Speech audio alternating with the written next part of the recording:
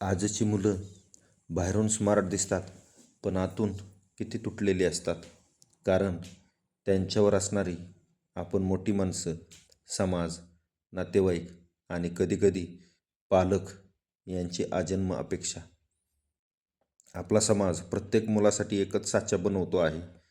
Doctor व्हा, engineer व्हा, IAS व्हा, IPS व्हा. पण या साच्यात किती मुलांची स्वप्न बसतात आणि किती मुलं मोडतात. तुकाराम महाराज म्हणतात, ज्ञान असलं तरी समज नसेल तर ते ज्ञान अर्धं पडतं. आपल्या लेकरांकडे पाहताना हीच समज ठेवणं खूप गरजेचं आहे. काही महिन्यांपूर्वी एक घटना घडली.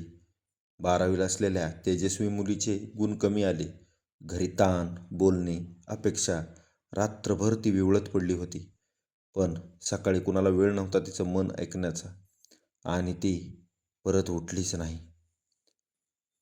सगळ्यांनाच अधिकारी व्हायचं नसतं. काहींना क्रिकेट खेळायचं असतं, काहींना कला शिकायची असते, कुणाला व्यवसाय करायचा असतो, कुणाला शेतात काम करायचं असतं. हे स्वप्न कमी नाहीत, आपणच कमी मानतो. फार वेळा मुलांना दडपण शिकवणीमधून नाही तर आपल्या अपेक्षांमधून येतं. आपण स्वतःला जे करता आलं नाही ते लेकरांनी करावा असा अट्टहास धरतो आणि हाच अट्टहास अनेक स्वप्नांना, अनेक जीवांना छिन्नविछिन्न करणारा ठरतो आहे. महाराज म्हणतात, वेडा माझे लिहिले वाणी.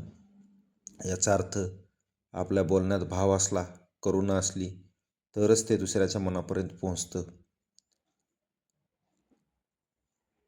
आपण आता फक्त एवढंच करूया, मुलांचे मन ऐकूया, त्यांच्या स्वप्नांना जाणून घेऊया, त्यांच्या स्वप्नांना मान देऊया. या एका बदलानं त्यांच्या आयुष्याचा संपूर्ण मार्ग बदलणार आहे. स्वप्न मोठं किंवा लहान नसतं. स्वप्न म्हणजे स्वप्न. ते मोडू नका, त्यांना वाढू द्या आणि आपल्या लेकरांना आपलं आयुष्य जगू द्या.